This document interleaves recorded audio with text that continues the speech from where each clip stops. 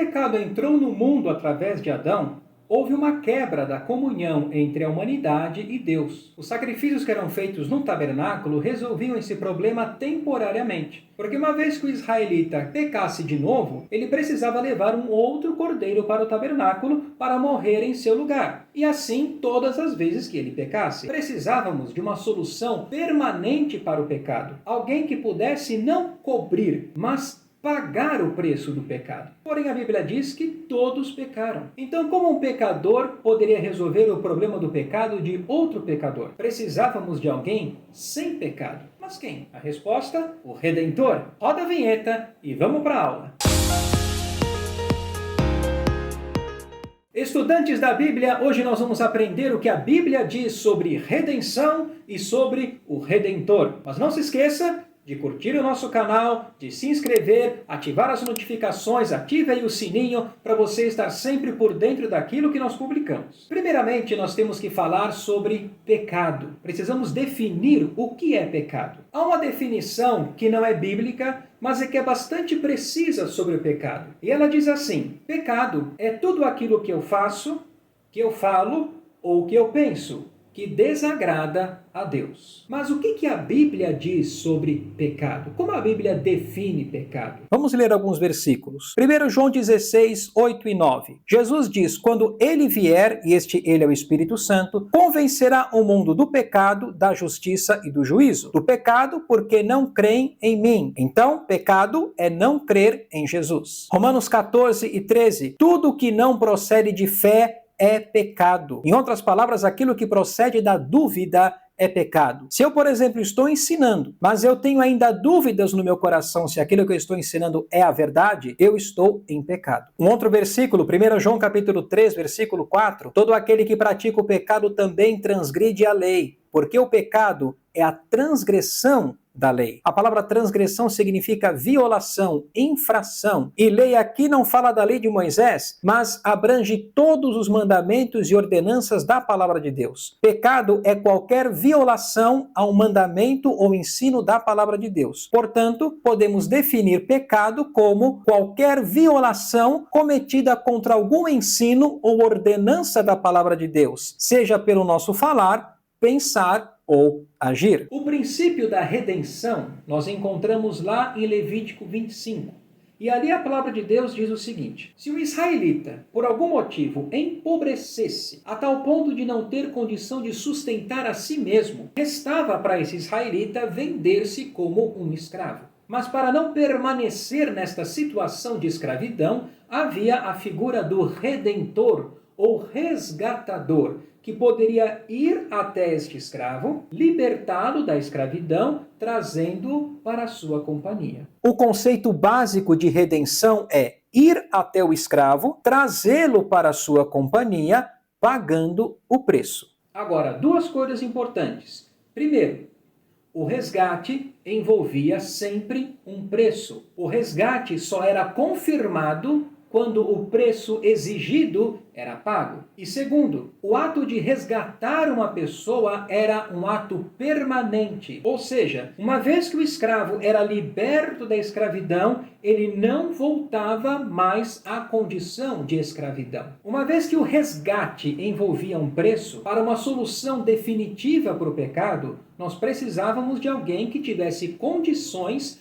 de pagar o preço do nosso resgate. Como aprendemos em Levítico, toda vez que um israelita pecava, ele levava o seu cordeiro até o tabernáculo, colocava as suas mãos sobre o cordeiro, como que se identificando com aquele inocente, ele reconhecia que era pecador. E ali estava alguém que iria substituí-lo, que iria morrer em seu lugar. Era o inocente que dava a sua vida pelo culpado. Isso acontecia para que o israelita fosse perdoado e tivesse mais uma vez a possibilidade de ter comunhão com o Deus Santo. Mas na carta aos Hebreus, capítulo 10, versículo 4, a Bíblia diz: porque é impossível que o sangue de touros e de bodes remova pecados. Também em Levítico, nós lemos que é o sangue que faz expiação pela vida. Antes de seguirmos com o tema redenção, precisamos voltar um pouco e aprender sobre algo que a Bíblia chama de princípio de equivalência.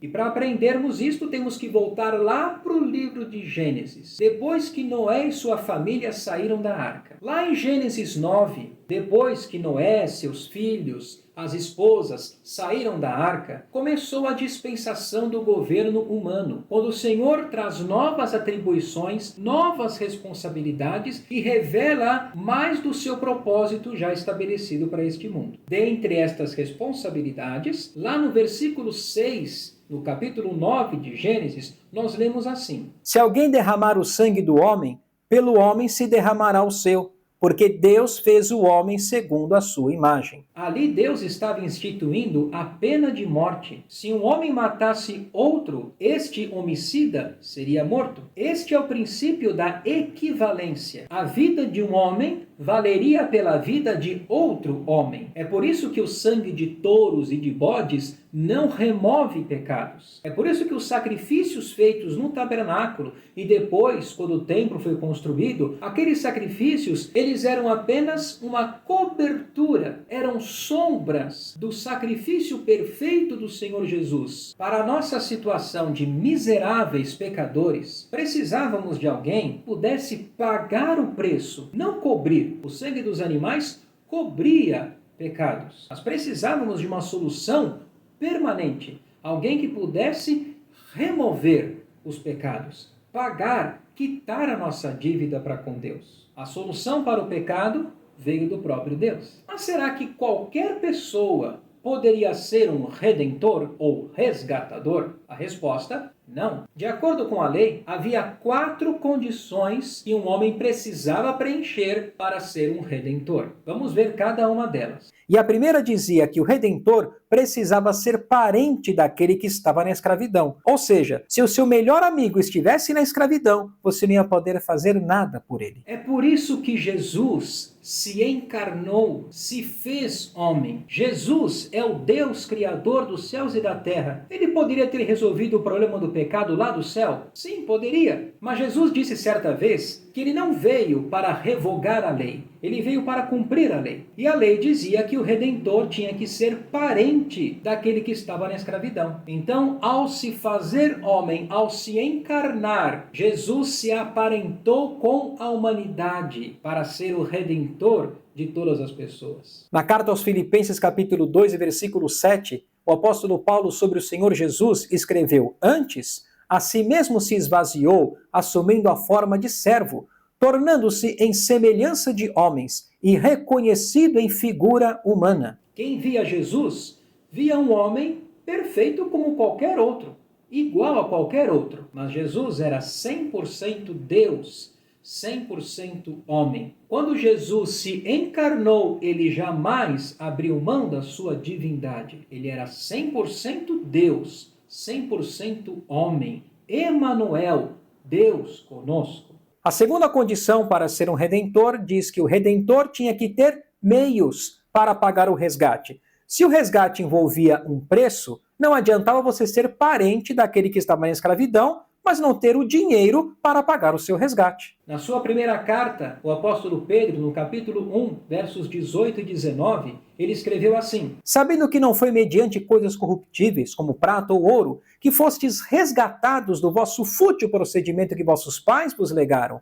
mas pelo precioso sangue, como de cordeiro sem defeito e sem mácula, o sangue de Cristo. Jesus foi até onde estávamos, pagou o preço do nosso resgate, nos libertou e nos trouxe para a sua companhia, através do pagamento que ele efetuou por nós, derramando o seu sangue em nosso lugar. Num tabernáculo, o sumo sacerdote entrava uma vez por ano no Santo dos Santos. Primeiro, para fazer expiação pelos seus pecados e de sua família. Depois, daqueles 2 bodes que eram separados, ele tirava sortes. O bode sobre o qual caía a sorte para ser sacrificado era morto, e o sumo sacerdote levava o sangue daquele animal e aspergia sobre a tampa da arca 7 vezes. A tampa da arca que era chamada de propiciatório. Dentro da arca estava a prova da pecaminosidade do homem. As tábuas da lei. A lei apontava para o nosso pecado. A lei diz, não roubarás, porque dentro de nós está o desejo de pegar aquilo que é do outro. A A lei diz, não cobiçarás, porque dentro de nós está a vontade de ter o que o outro tem. A lei faz com que o pecado se torne evidente e salienta que nenhum de nós tem condição de cumprir toda a lei, muito menos de alcançarmos por nós mesmos o padrão de santidade exigido por Deus. O sangue daquele animal que era aplicado sobre o propiciatório representava a sentença justa de Deus. Um animal havia morrido. O seu sangue era aplicado sobre os pecados que estavam representados dentro da arca pelas tábuas da lei. O inocente havia dado sua vida pelos culpados, no caso, pela nação de Israel. A morte de Jesus na cruz foi o sacrifício final que de uma vez por todas satisfez a justiça de Deus com relação ao pecado. O pecado precisava de uma solução definitiva. Jesus apresentou esta solução, o seu próprio sangue. Uma vez que o problema do pecado foi solucionado pelo Senhor Jesus, Deus agora, através de Jesus, se torna propício, favorável ao pecador. É por isso que 1 João capítulo 2, versículo 2 diz que Jesus é a propiciação pelos nossos pecados, e não somente pelos nossos próprios, mas ainda pelos do mundo inteiro. Jesus é quem faz com que Deus se torne favorável, propício ao pecador, porque o preço do pecado foi pago por Jesus de uma vez por todas. Jesus é tanto o Redentor quanto o meio de redenção. Foi ele que se apresentou para nos resgatar e, como preço do nosso resgate, ele apresentou o seu próprio sangue. Se nós não tínhamos condições por nós mesmos de alcançar o padrão de santidade exigido por Deus, Jesus alcançou este padrão. Por isso é que Jesus que nos santifica. Deus não nos vê mais pela ótica de Adão, mortos em delitos e pecados. Deus nos vê pela ótica de Cristo, ressurretos dentre os mortos. A terceira condição para ser um redentor diz que o redentor tinha que querer resgatar. Em outras palavras, partia do redentor o interesse em resgatar o seu parente que estava na escravidão e não do escravo em querer ser liberto. No Evangelho de João, capítulo 10, versos 17 e 18, nós lemos assim: Por isso o Pai me ama, porque eu dou a minha vida para a reassumir. Ninguém a tira de mim. Pelo contrário, eu espontaneamente a dou. Tenho autoridade para a entregar e também para reavê-la. Este mandato recebi de meu Pai. Esse é talvez um dos aspectos mais impressionantes do amor de Deus. Por quem você daria a sua vida? Talvez pelo seu marido? Pela sua esposa? Pelos seus filhos?